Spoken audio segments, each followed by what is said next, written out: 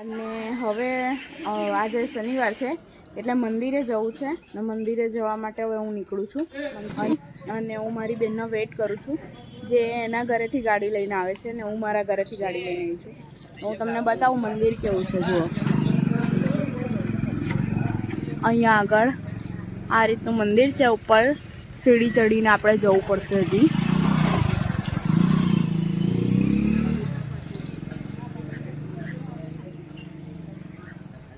ભરૂચની અંદર ધોળીકોર વિસ્તાર છે અને એની અંદર આ મંદિર આવેલું છે. હવે અહીંયાથી છે ને નદી તરફ જવાનો રસ્તો છે. નર્મદા નદી આ તરફ જવા માટે અહીંયાથી જવું પડે. આવી ગઈ છે મારી સિસ્ટર. આપણે બે એવા કેમ લાગે જાણે નહેલા ધોઈલા નહીં હોય. હા ચાલ ફટાફટ ગાડી મૂકી દે, આપણે મંદિરે જવાના. હા મૂકી દે.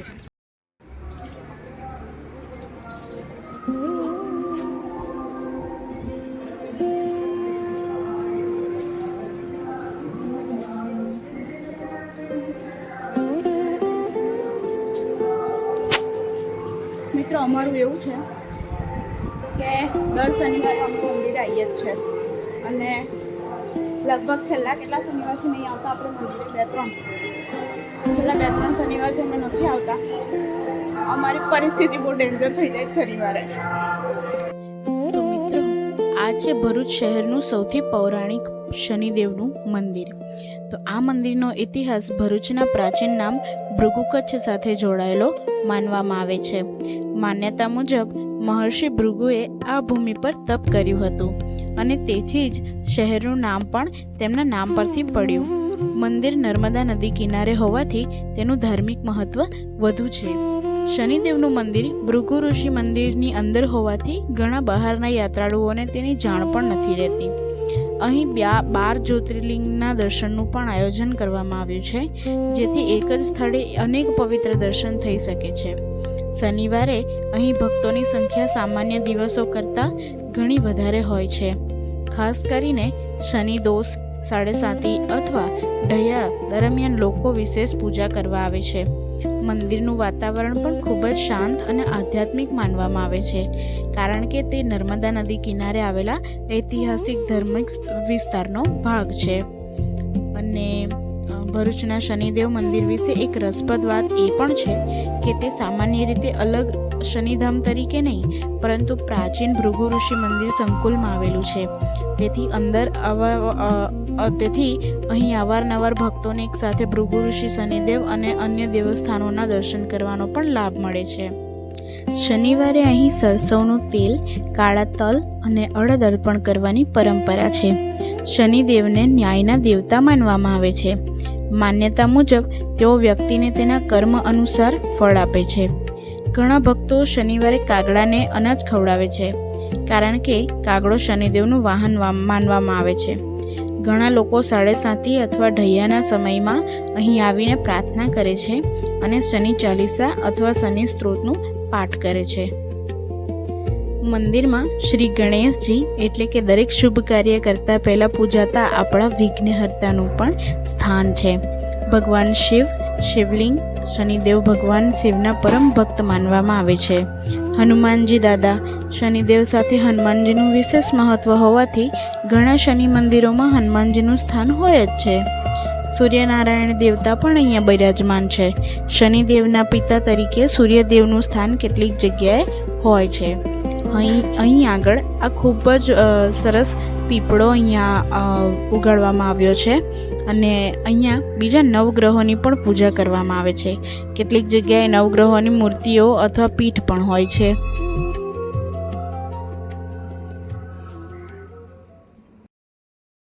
માર્કેટ જવાનું છે અને આજે વરસાદ ખૂબ જ હતો, તો હમણાં વરસાદ શાંત પડ્યો છે તો અમે માર્કેટ અત્યારે જઈએ છીએ. થોડુંક કામકાજ છે માર્કેટમાં, તો ચાલો. પિકનિક મનાવવા માટે આ જુઓ, આ અમારું પિકનિક સ્પોટ છે. એટલું સુંદર છે ને અહીંયા આગળ. અને એક જ વાર હું આવેલી, આ સેકન્ડ ટાઈમ હું અહીંયા આવું છું. પણ જ્યારે ફર્સ્ટ ટાઈમ આવી હતી ને ત્યારે કસમથી એટલું બધું મન શાંત થઈ ગયું હતું. આ છે ને અહીંયા નર્મદા મૈયાની મૂર્તિ છે અને આ નર્મદા મૈયા છે. અમે નર્મદા મૈયાના ખોળે છીએ અને અમે પોતાની જાતને બહુ જ ભાગ્યશાળી માનીએ છીએ કે અમે નર્મદા મૈયાના ખોળે અમે રહીએ છીએ. નર્મદા મૈયાના તટ પર અમે અમારું ઘર છે. કેવું હોઈશું? બરાબર ને?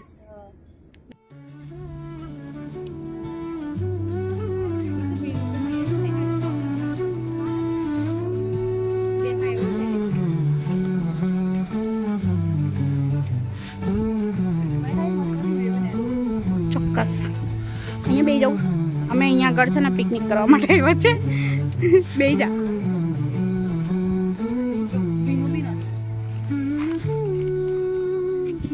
મિત્રો. જ્યારે અમે બહુ જ સ્ટ્રેસમાં હોઈએ ને ત્યારે અમે કોઈ એવી જગ્યા શોધીએ કે જ્યાં અમે એકલા જ હોય ને બસ અમારું મન હલકું થઈ જાય. ને મોસ્ટલી મારું એવું છે કે જ્યારે હું બહુ સ્ટ્રેસમાં હોઉં ને ત્યારે મને મીઠું ખાવાનું મન થાય કાં તો ખાવાનું વધારે મન થાય. તો તમને કોને આવું મારા જેવું થાય છે કમેન્ટ કરીને જણાવજો. આ એક આને તો થાય જ છે. તો ચાલો હવે આપણે પિકનિક ચાલુ કરી દઈએ. તમે અમારી સાથે બન્યા રહેજો. એક તેરા એક મેરા, દો તેરા દો મેરા. સ્વીટ શું લાવ્યા છે આપણે? ઓહો, ક્રીમ પાઉં મૂકી દઈએ.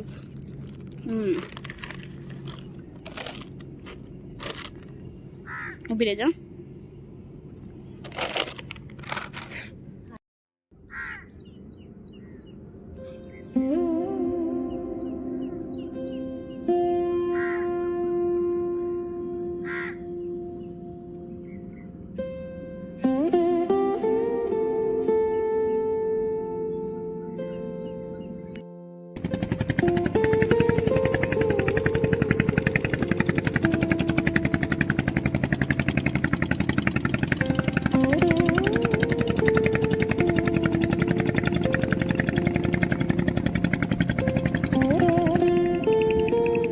हाथ अलाई नाचत भाई इतना खुश થઈ ગયો છે ને. कल व्लॉग में आ जाएगा भाई.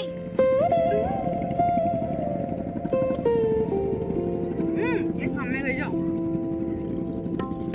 अली बड़ी हमें से पुणे में तो પેલી બાજુ છે ને રહી એટલે બધી ધીરે ધીરે આવે જ બધી. અમે આજે પિકનિક કરવા તો આયા પણ એની સાથે સાથે અમે જે લાવો લીધો છે જે મજા આવી ગઈ. મજા આવી ગઈ. ઉપર ગાડી, નીચે નાવ, વચ્ચે બ્રિજ, અહીંયા ખાવાનું અને અમે બી સ્વીટ ખાવાનું બી સ્વીટ. ઓહ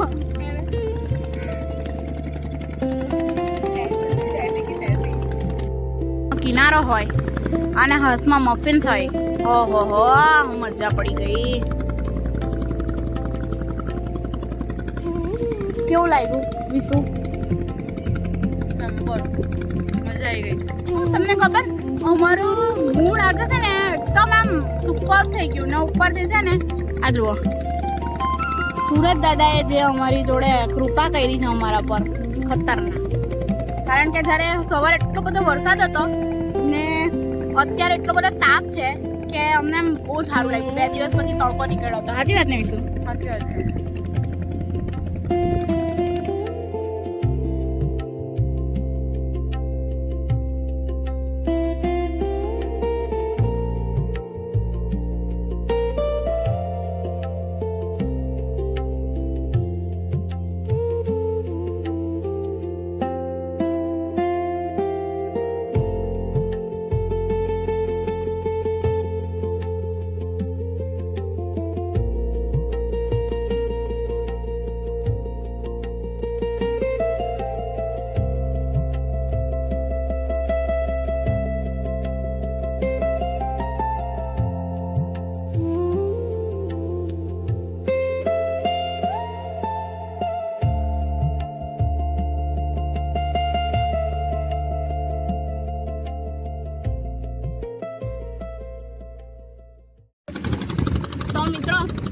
અને તમે અમારી પાછળ જોઈ શકો છો નાવડી એટલી બધી ગઈ છે. તમને ખબર છે? તમને જો કોઈને ખબર હોય ને કે નાવડી ક્યાં જાય છે તો મને કમેન્ટ કરીને જણાવજો કે આ નાવડી બધી નાવડી આ સાઈડથી આવે છે અને આ સાઈડ ક્યાં જાય છે તે મને નથી ખબર ક્યાં જાય છે, પણ હું ગેસ કરી શકું છું કે મને એવું લાગે છે કે આ નાવડી કદાચ છે ને તે માછીમારી કરવા માટે દરિયામાં જાય છે અને દહેજનો દરિયો આ બાજુ આવેલો છે તો મને એવું લાગે છે કે માછીમારી કરવા માટે આ બાજુ જાય છે. બાકી તમે કમેન્ટ કરીને બતાવજો કે જણાવજો કે આ નાવડી ક્યાં જતી હશે, બરાબર ને? બાકી વાતાવરણમાં કંઈ ઘટે એવું છે નહીં, વાતાવરણ એટલું જોરદાર થઈ ગયું છે અને હું અને વિશુ એવું વિચારીએ છીએ કે બસ હવે ખાલી વરસાદની રાહ છે. જો વરસાદ આવી જાય તો એકવાર નાહીને જવું છે. કેવું વિશુ? સાચી વાત છે. તો તમે અમારી જોડે વિડીયોમાં બન્યા રહો. અમે આજે બહુ જ એન્જોય કરવાના છીએ અને તમને પણ એન્જોય કરાવશું.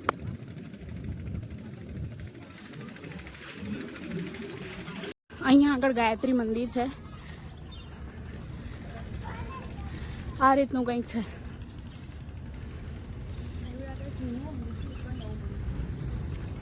આ જૂનું મંદિર છે.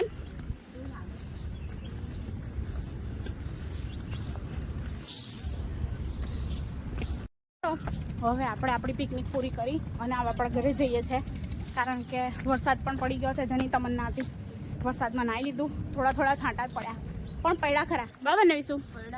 પલ્લાઈ બી ગયા એટલા બધા તો નહીં, છાંટા હેર બેર તો પલ્લાઈ ગયા એટલે એટલી ખ્વાહિશ તો પૂરી થઈ ગઈ. હા. અમે એટલી બધી રીલ પણ બનાવી છે. મારા ઇન્સ્ટાગ્રામ પેજ પર જઈને જોઈ લેજો. અને અમે આજે ખરેખર બહુ જ મજા કરી છે જે તમને પણ અમારી સાથે જોવા મળશે. મિત્રો, ભરૂચમાં ગાયત્રી માતાનું મંદિર નવા ભરૂચના મહત્વના ધાર્મિક સ્થળોમાં ગણાય છે. ભરૂચ જિલ્લા પ્રશાસનની માહિતીમાં પણ ગાયત્રી માતા મંદિરને એક નવા ભરૂચના મહત્વના મંદિરોમાં સ્થાન આપવામાં આવ્યું છે.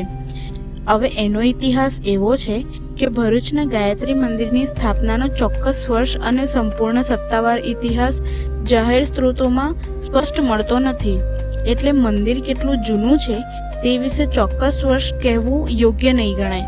પરંતુ ભરૂચ પ્રાચીન સમયથી ભૃગુતીર્થ તરીકે જાણીતું ધાર્મિક શહેર છે અને નર્મદા કિનારે ઘણા મંદિરો તથા આશ્રમો વિકસ્યા છે. એટલે ભરૂચ વિસ્તારમાં વિશ્વ ગાયત્રી અલખધામ પણ જાણીતું ધાર્મિક સ્થળ છે.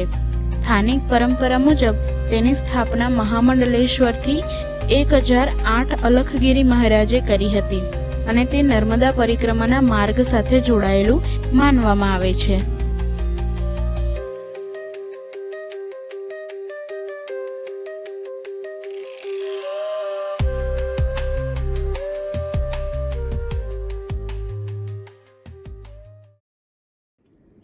વિશુ ચાવી ભૂલી ગઈ હતી અને નીચે એને આટલું બધું ચડીને ઉતરીને પાછું જવું પડેલું લેવા માટે. મળી ગઈ. ઓકે.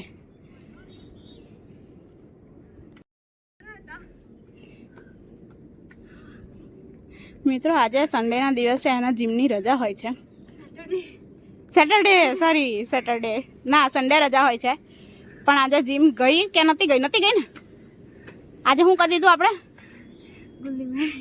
ગુલ્લી તો મારી, પણ લેગ ડે થઈ ગયો ને તારો?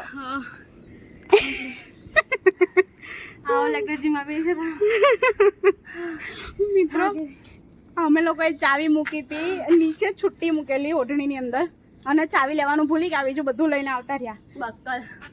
હવે ભૂલી ગઈ તો આને પાછું લેવા માટે જવું પડેલું નીચે ને. ખતરનાક એની એક્સરસાઇઝ થઈ ગઈ છે. થાકી ગઈ વિશે પણ તો કે ના કે બાકી આજના દિવસ આપણને બહુ યાદગાર રહેશે. શું કેવું તારે? એક નંબર, બહુ મજા આવી. અમે પહેલી વાર આવું કોઈ એક્સપેરિમેન્ટ કર્યું છે. બરાબર ને? એમાં બી ચાવી ભૂલી ગઈ. એમાં બી ચાવી દિમાગ આવું છે. આ જુઓ, વાહ ભાઈ વાહ. ભગવાનના હૃદયમાં બધા જ મનુષ્યો, પ્રાણી, પક્ષી બધા જ માટે જગ્યા છે. હવે અમે ઘરે જઈએ છીએ. અમે આજના દિવસે બહુ મસ્તી કરી લીધી. બાકી આ મંદિર છે વિશ્વ ગાયત્રી અખલધામ મહામંડલેશ્વર. નિશુ શું કરે? મમ્મી, આજે 11 છે તો નુનુનો ઉપવાસ છે અમારા ઘરમાં. ને આમ તો 11ના દિવસે પપ્પા મમ્મી ને નુન્નુ ઉપવાસ કરે, પણ પપ્પા ને મમ્મીની તબિયત ખરાબ હોય એટલા માટે અમે એમને ઉપવાસ એટલે થઈ જાય ખરાબ ઉપવાસ કરે તો, એટલા માટે અમે નહીં કરવા દેતા. એટલે હવે અમે નુન્નુ જ ખાલી ઉપવાસ કરે છે. પણ આપણે ફરાળી તો ઘરમાં એક ટાઈમ બધા જ ખાય, હે ને મમ્મી? 11ના દિવસે અમારા ઘરે ચોખામાંથી કોઈ પણ વસ્તુ નથી બનતી, એટલા માટે હવે અમે ફરાળ જ એક ટાઈમ કરી લઈએ. એટલા માટે હું અત્યારે છે ને વડા બનાવું છું, સાબુદાણાના વડા નહીં ભજીયા બનાવું છું, કારણ કે વડા બનાવવા માટે એક પ્રોપર શેપ આપવો પડે, ભજીયા બનાવવા માટે કોઈ શેપ ના આપવો પડે. એના માટે જો અહીં હું તૈયારી કરું છું, તૈયારી ચાલી રહી છે. બસ બંધ કરી દે. અને લિટરલી પોલિટિક્સમાં અમારી એટલી બધી અંદર ગડબડ થઈ ગઈ હતી, અમે બધી પોલિટિક્સ બાબતો અમે ચર્ચા કરવા બેસી ગયા હતા ઘરના, એટલે એમાં વ્લોગ ઉતારવાનું રહી ગયું. કેવું નુન્નુ બા? અને મેં તો ઉંમરનો મારો ખતરનાક ઉપવાસ હતો. હું તને એ જ કહું છું, કેવું રહ્યો તમારો આજનો દિવસ? હવે ખાલી એક કપ અડધો કપ ચા ને બટાકાની વેફર ખાધી હતી, આટલી થોડીક એક વાડકી જેટલી, બસ. આખો દિવસ એના પર જ આપણે કાઢ્યો છે. હમણાં આવીને મોરિયો ખાધો ને આવીને એટલી ભૂખ લાગી હતી કે ત્યાં ખાવા જ થઈ ગયા. હું કેવું પપ્પા તમારું? બાપુ બાપુ આવડે બધું રિસર્ચ કરવા પડે એટલે નહીં બોલે. અને પેલા જુઓ મિત્રો, ચોમાસાનો સમય છે અને ચોમાસાના સમયમાં અમારે ત્યાં છે ને બધા કપડા માથા પર સુકાતા હોય, એટલા માટે તમારે થોડુંક એડજસ્ટ કરવું પડશે મારા વિડીયોમાં અત્યારે. બાકી બધું ઓલ સેટ છે. ને બીજું કે હવે વ્લોગને હું અહીંયા જ એન્ડ કરું છું. આજના મારા દિવસનો વિડીયો જોઈને તમે મને કોમેન્ટ કરીને કહેજો કે તમને આજે મારો દિવસ જે મેં વિડીયો બનાવ્યો છે તમને કેવો લાગ્યો, કમેન્ટ કરીને જરૂરથી જણાવજો. ચાલો આવતીકાલે એક નવા વિડીયો સાથે મળીશું. ત્યાં સુધી જય માતાજી, જય દ્વારકાધીશ. Bye bye. જય માતાજી. જય માતાજી, જય દ્વારકાધીશ.